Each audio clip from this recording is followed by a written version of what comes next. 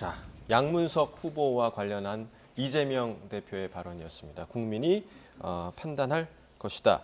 자, 민주당이 과거 고 노무현 전 대통령 비하 발언으로 논란이 됐죠. 양문석 후보에 대해서 일단 공천 유지로 가닥을 잡은 것 같은데 지도부가 이렇게 결정한 이유 좀 어디에 있다고 보십니까?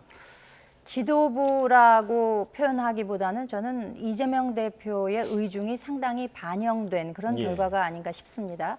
사실 뭐 정봉주 그 전 후보와 비교해 봐도 그 사안의 심각성이 결코 가볍지 않다라고 판단되거든요. 민주당이 흔히 그 정신적 지주로 일컫는 분들이 DJ 노무현 이 두 분 아니겠습니까? 노무현 정신을 계승하는 민주당에서 공천을 받았다고 하는 후보가 과거 노무현 대통령의 대통령 호칭조차 쓰지 않고 노무현 씨라고 지칭을 하면서 그분에 대해서 뭐 매국노다, 불량품이다. 이런 발언을 한 것에 대해서 어떻게 용인하고 그대로 후보로 밀고 나가려고 하는 것인지 이것은 상당히 이 대표 자신의 의중이 포함되지 않고는 이런 결과가 나올 수 없다라고 판단하는 것이고요. 그리고 심지어는 이재명 대표를 지지하는 분들 내지는 그 반대하는 분들이 있지 않습니까? 반대 의견을 표하는 분들에 대해서 이분이 어떤 얘기까지 했었냐면 쓰레기, 바퀴벌레, 빈대라고 표현을 했었어요. 같은 당원들에 대해서 이런 표현까지를 했던 분. 또 이직이란 발언도 서슴지 않았고 또 본인이 출마하고자 하는 안산 지역에 대해서도 지역 비하 발언까지 한 분입니다.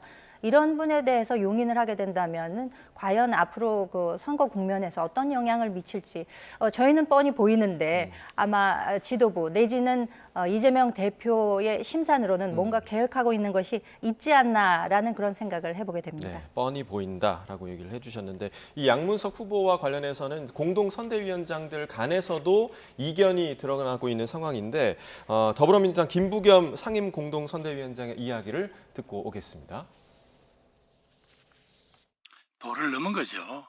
다만 그분이 이제 시민운동을 했기 때문에 시민운동을 할 때 정부 정책에 대해 비판할 수는 있습니다. 뭐 대통령도 비판할 수 있죠. 그러나 대통령을 표현하는 방식이 지금 방금 김현정 선생님이 이야기하신 대로 그렇게 극단적 언어를 써가면서 조롱하고 비아냥대고 모멸감을 줄 그런 정도의 표현을 하는 게 그게 정상적이지는 않죠. 그래서 문제가 된 것이고 또 여러 가지로 뭐 아직까지 당이 최종 결정을 못하고 있기 때문에 저는 이 문제에 대해서 전체 선거에 미칠 영향이 분명히 있다. 그래서 이 후보에 대해서 재검증을 해달라 그렇게 지금 요청을 해놓은 상태. 재검증이 필요하다는 말씀은 그러면은 좀 더 폭넓게 과거 발언들을 다 봐야 된다 말씀. 그런 걸 보고 판단하자. 선거 전체에 미칠 영향. 왜냐하면 이건 상대방이 있는 또 경쟁하는 정당이 있는 그런 국면이잖아요. 그리고 그분들이 이런 내용들을 다 지켜보고 있을 거라고요. 그렇죠. 그분들한테 예를 들면 어떤 좋은 재료가 될 수 있다면 여러 가지 선거 국면 전체를 고민해야죠. 네, 지금 들으신 것처럼 김부겸 상임 공동선대위원장 재검증을 요청했다 이렇게 이야기를 했고 또 뭐 노무현재단 이사장 지낸 유시민 작가도 수습에 나섰고 홍익표 원내대표 공관위에서 정리가 안 된 게 좀 이해가 안 된다. 그러니까 임혁백 공관위원장의 책임론을 좀 제기하기도 했습니다. 자, 이 문제 좀 어떻게 정리될까요?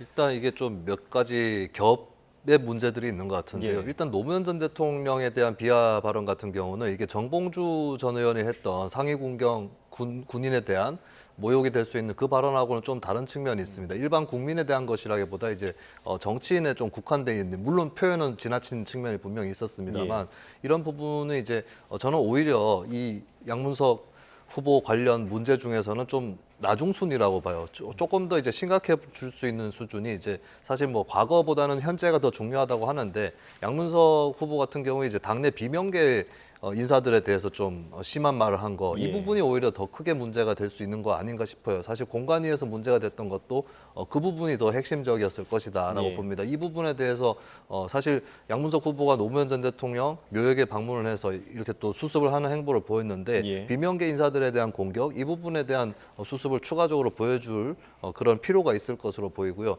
그리고 사실 가장 큰 문제는 이게 사실로 제가 봤을 때는 완벽하게 확인 안 된 것 같은데 이제 국민의힘에서도 제기를 했고 전해철 의원도 제기를 했는데 그 안산 시민 의원들에 대해서 안산 지역에 대한 비하 발언을 했다라고 하는 예. 제기가 있거든요. 이 예. 부분이 오히려 제일 가장 중요한 부분인 것 같아요. 여기에 대해서는 이제 사실 근데 제기를 한쪽에서도 이게 증거가 어떤 것인지 그걸 좀 댈 필요가 있는 것 같고 양문석 후보도 여기에 대해서 해명을 할 필요가 있지 않을까 싶습니다. 자, 그리고 정봉주 전 의원 공천 취소로 이제 강북을이 공석이 됐습니다. 박용진 의원과 조수진 변호사 양자 경선이 지금 진행이 되고 있고 오늘 저녁에 마무리돼서 이제 결과가 발표될 예정인데 박용진 의원에게 너무 지나치게 불리한 구조다 이런 시선이 있습니다. 그렇죠. 그러니까 사실 지난번 그 당권 경쟁할 때 이재명 대표가 그런 이야기를 하지 않았습니까? 박용진 의원도 공천 걱정하지 않는 당을 만들겠다라고 했었는데 예. 결과는 그 말과는 너무나 다르게 나타나고 있다. 지금 사실 박용진 의원의 경우에는 3중, 4중 제약이 가해지고 있는 국면이거든요. 지금 오늘 결과가 나오겠습니다만 경선만 3번째 치르는 것입니다. 그리고 이제 3번 연속해서 하위 10%의 위치에 있다는 이유로 30% 페널티를 물게 되는 것이거든요. 예.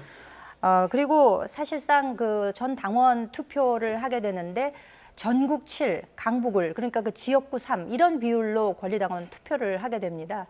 그렇다고 하면은 박용진 의원은 지역구 내에서는 뭐 인지도와 지지세가 있겠습니다만 왜 지역구의 후보를 결정하는데 전 권리당원을 상대로 투표를 하는 것인지 이게 무슨 사인인지라는 데 의문이 있는 것이고요. 예. 심지어는 이번에 최종 결정된 그 상대 후보의 경우는 조수진 변호사 여성이죠. 예. 이렇게 되면은 본인은 30% 페널티를 무는 반면에 저 해당 후보의 경우에는 25% 청년 여성 그러니까 신인 여성 가산점이 네. 붙는다는 거 아니겠습니까? 예. 그러면 55%의 차이를 안고 하게 되는 것인데 결과라는 것은 여러보나 마나 뻔한 얘기가 되는 것이고 그러면 왜 이렇게까지 3중, 4중 방탄막을 쳐서 도저히 박용진 이 사람만은 안 돼라고 하는 것인지 참 그걸 묻지 않을 수가 없는 그런 국면이라고 생각이 됩니다. 네.